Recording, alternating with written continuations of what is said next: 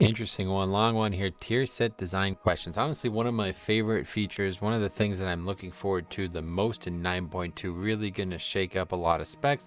So I'm pretty excited about that. This guy actually, he has some good thoughts, some good questions, but I want to read the Blizzard post here. They've replied 6 days after he posted it, so that's good. He's on that community council forum. I don't even know who these people are. Scarizard. Here we go. Hey, these are really good questions. I'll do my best to answer them in a way that's hopefully transparent enough to provide some insight and not so vague as to be frustrating. Too many words already. A few disclaimers and some context before I start to set the stage. I was only personally responsible for a fraction of the set bonuses and acquisition initiative. Rogue, DK, part of Warlock with Frozo. So that's already an interesting thing, right? Because it says this guy did... he was potentially a part of 2, maybe 3 of the classes. There's not that many classes, so why would you call it a fraction? Makes me think that there's a lot of people working on this, so that's cool. Anyway, I'm going to try to center on my experiences to open the door for my other teammates to engage with their own perspectives on this. So that means that as of the time you're watching this, there might even be more people posting on this. Anyway, so this is guy, he's responding directly to all these bullet points basically that this guy asked. What does the team feel the ultimate goal of a tier set is? This is a really good one. Approaching tier sets or class sets was interesting because there's so much history associated with them that it caused a lot of perception and expectation for us to manage heading into the project. Namely, how do we make good on those implicit promises without players feeling let down by their return, without creating unrealistic design goals for ourselves to stack up against? Really well said. This whole post is going to get real philosophical, by the way, so sorry / you're welcome, LeMayo. DJ LeMayo, pretty good. Anyway, tier sets have always been powerful upgrades to your character, but the idea that they're significantly change your gameplay or enhance your fantasy is more of a modern idea as far as WoW's lifetime is concerned. Even going back to Wrath and Cataclysm eras, the design of some tier sets were clearly adhering to a different expectation than players have today. Sad, sad facts right there.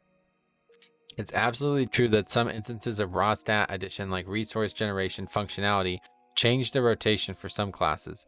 You'd get to use certain spells at different frequencies. But for the most part, they were just flat upgrades that didn't interact with your character, and in many cases, they weren't even unique. I want to say even as far back as Mist and WoD, it was common for some classes or world types to share a functionality similar to, functionally similar to and 4-piece bonus.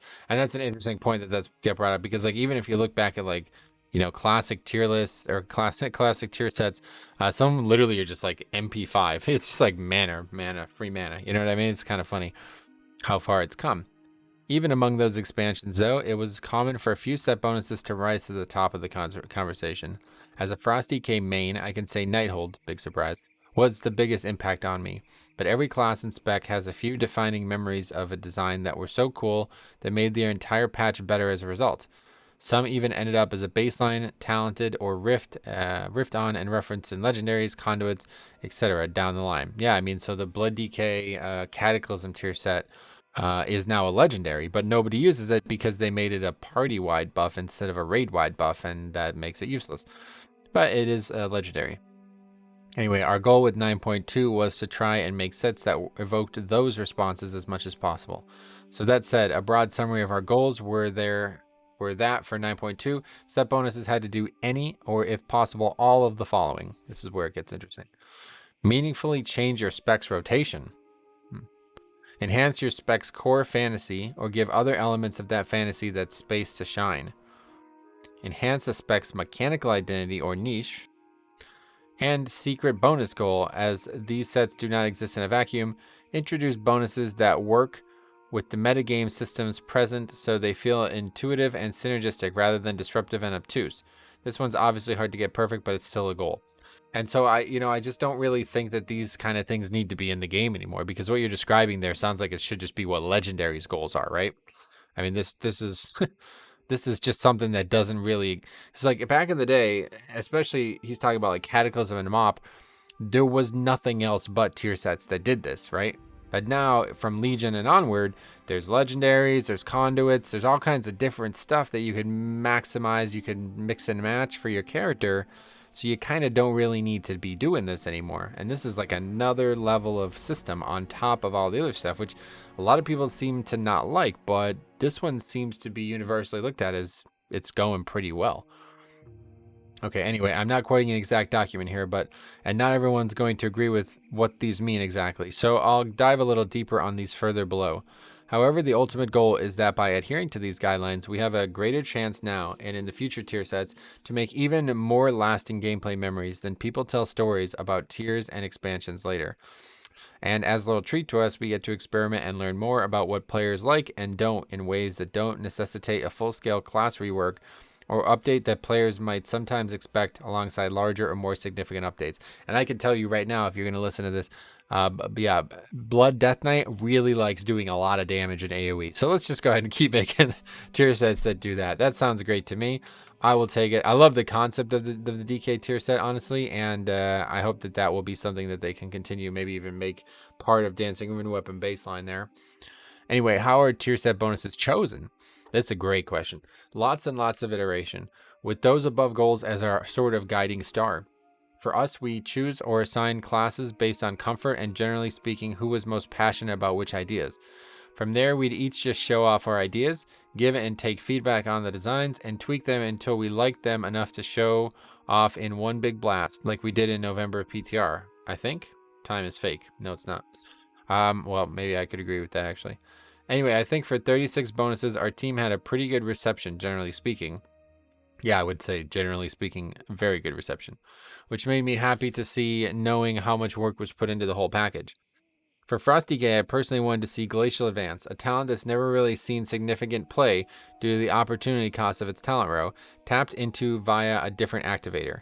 The Assassination bonus envisions a slightly repackaged version of their Insanguination talent that similarly doesn't see a lot of use, but is powerful in certain circumstances. There's a number of these types of bonuses that try to capitalize or expand the sort of design space for certain specs, riffing off of talents or old effects that didn't work for various reasons, but have a new shot at life in a tier set. Yeah, interesting. I mean, you're kind of admitting that you're making bad talents, but it's interesting that you realize that the talents are part of the game. You know, I think a lot of people probably don't even, I don't know about Glacial Advance, but if it's anything like some of the talents I've seen as Blood DK, very, very, very few people would ever use it, and they would probably kind of forget it even exists, to be honest. So, speaking of Frost, let's also expand that point about mechanical identity or niches. Death Knight's DPS specs in particular often don't feel different enough from one another, leading to even a slight edge in one being stronger in a current patch, leading to a massive shift of spec swapping because they're pretty similar in output. One goal for 9.2's DK set was to push these niches even further, with Frost having more consistent AoE cleave and presence, where Unholy having even more strength when it came to heavy movement and execute, something that's made it generally a safer rating spec this expansion thus far. Okay, interesting point, yeah. Players might look at some of the problems I just mentioned with DKs and say, why not just rework them, or some of the talents mentioned? But it's here that I personally see how important tier set can be with regards to the experimentation I brought up earlier. Really good point. Frost as a cooldown based burst cleave spec versus Unholy as a single target execute spec is only one example of how those classes could be tuned or developed further in the future, and aren't too far from how they're being used right now. So a tier set that pushes that dichotomy further has real value. It's true. It's like a kind of like a test run, isn't it? For instance, the original version of the Unholy bonus veered far too heavily into pure execute, which players quickly pushed back against. But a mixed version that's more integrated into their undead commander fantasy seems to have gone better. That's awesome. I love that. I love the concept that they're actually like experimenting within their own design. Okay, bonuses like these not only let us test the waters to see what you like and don't like, but also open the floor to give sets texture against one another as we move forward. A bonus that was heavily integrated or interacting with X or Y might focus on a completely different part of the spec in the future, which really taps into the depth of our combat and classes over time. I could probably be here for hours talking about how cool I personally find the sets or how they achieve their goals, but I'll probably cut this part of the post short. My last comment is that it's also important to have a diversity of bonuses too. That naturally comes from having different designers playing off each other with their own styles. But it's important to note that something that may not work for you personally, a crunchy numbers focused bonus that gives you a clear mathematical or mechanical output, or higher fantasy stuff like some of the warlocks creating new and additional demons, absolutely may work for others. So we're really aiming to create solid legwork for future set bonuses and designers to give a great variety of experiences over time, which multiplied again by the raw amount of bonuses and classes is certainly no easy task. You probably could have just left this paragraph out. Anyway, as for other questions, let me try and answer these in a more condensed way. Thank you. That would be great. How strong should a tier set be? But I mean, I get his point, right? The point is that like they're trying to, I don't know, they're trying to be like, they're trying not to make things too flat, but they're trying to create niches for the set bonuses and then potentially try to bring those niches in as development points in the future, which is smart. Okay, how strong should a tier set be? This one's generally pretty hard to answer, which I get isn't super satisfying, but the short answer would be that they should feel similar to legendaries in terms of power budget. They're naturally going to be outlier tier by tier, but also there isn't a magic number to reach that is a one-size-fits-all response. I don't want to create the expectation that it's like, surprise, it's always X, because we want to retain room to try different things in the future that also take into account other environmental factors to the game's current systems. But yeah, a TLDR would be it depends, or they should be in relative balance with one another. But we're always aiming for a result that feels more flexible and allows for our colleagues across other teams to tune stuff appropriately around it. And so here's where things get really messed up, right? Because we're basically talking about a bunch of different people working all on one goal, and that's having classes be balanced. It's just never going to work.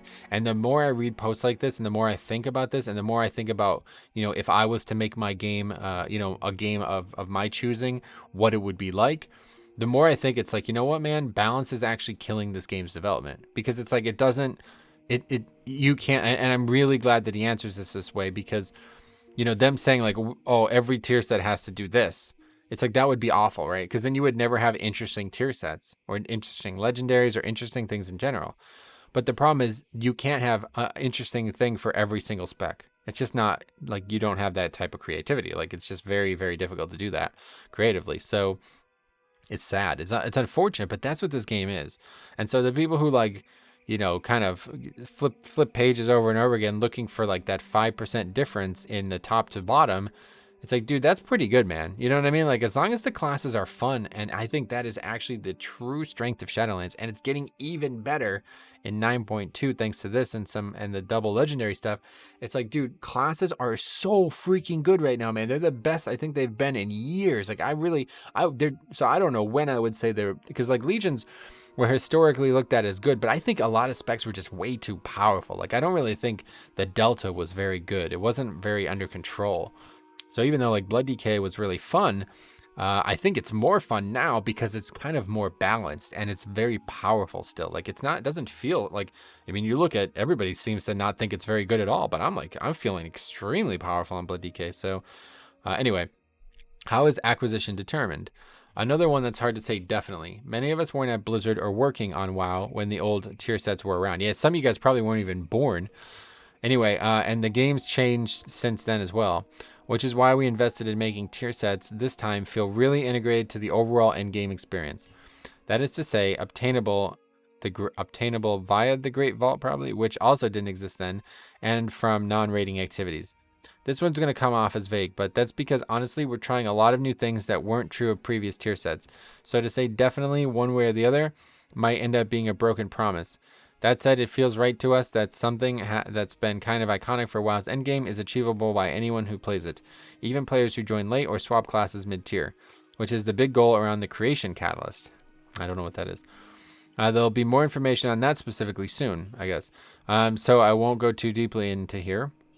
But we recognize that if players heard tier sets were back and rushed to play 9.2 and found it was impossible to get them because they couldn't find a rating guild or something, which won't happen, that might lead to a negative experience, even if that's similar to how that worked before. So TLDR, trying stuff out. Looking forward to continuing to try stuff out in the future. I bet you are. But no, I'll tell you that is a really good idea on paper, because the game isn't what it used to be, right? In the old days, rating was the best way to play max level. Like, that was how you got the best gear.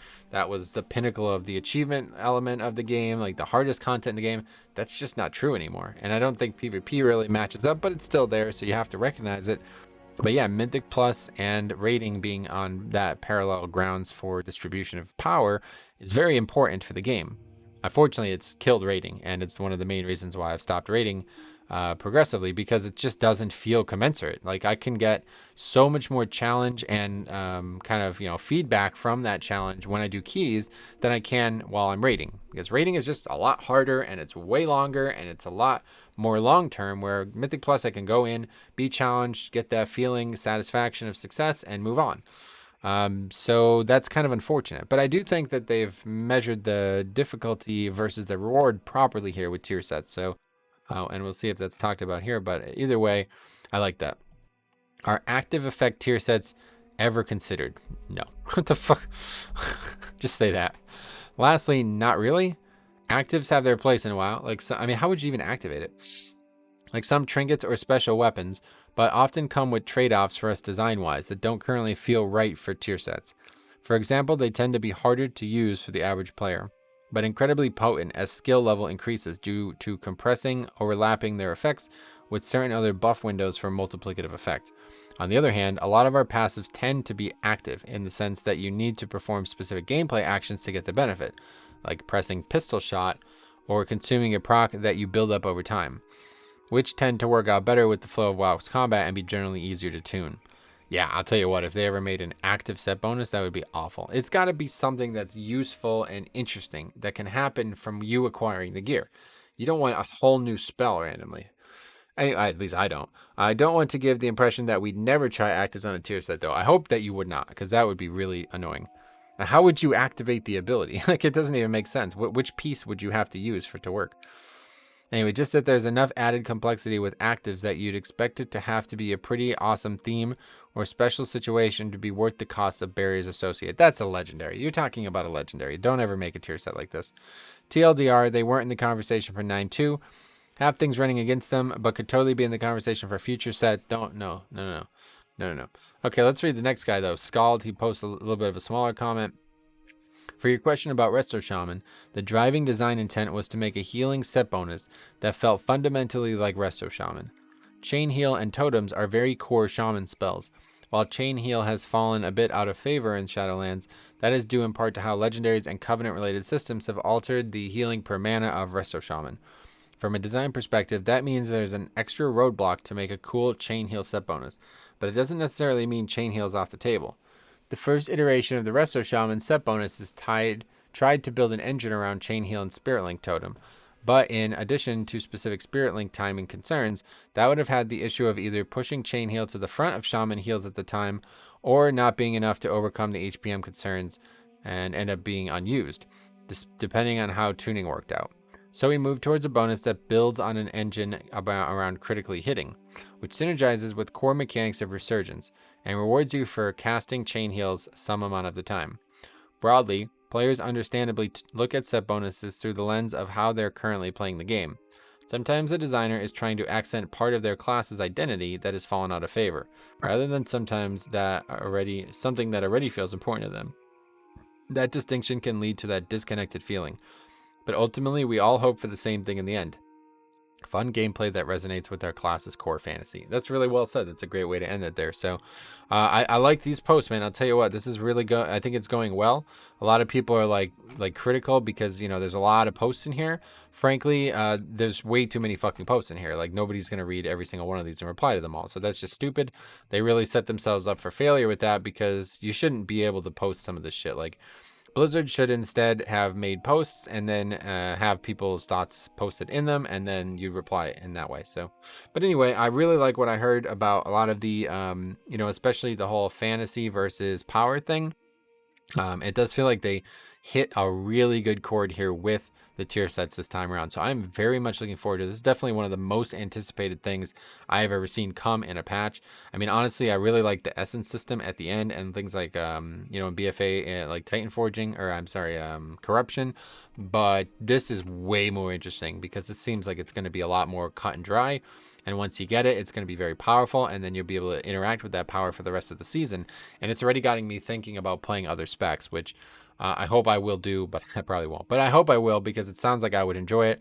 So future me, if you're watching this, what the fuck are you doing? Stop fucking around with the alts and shit. Go actually make them and get some tier sets. So anyway, thanks for watching. We'll see you guys in the next one.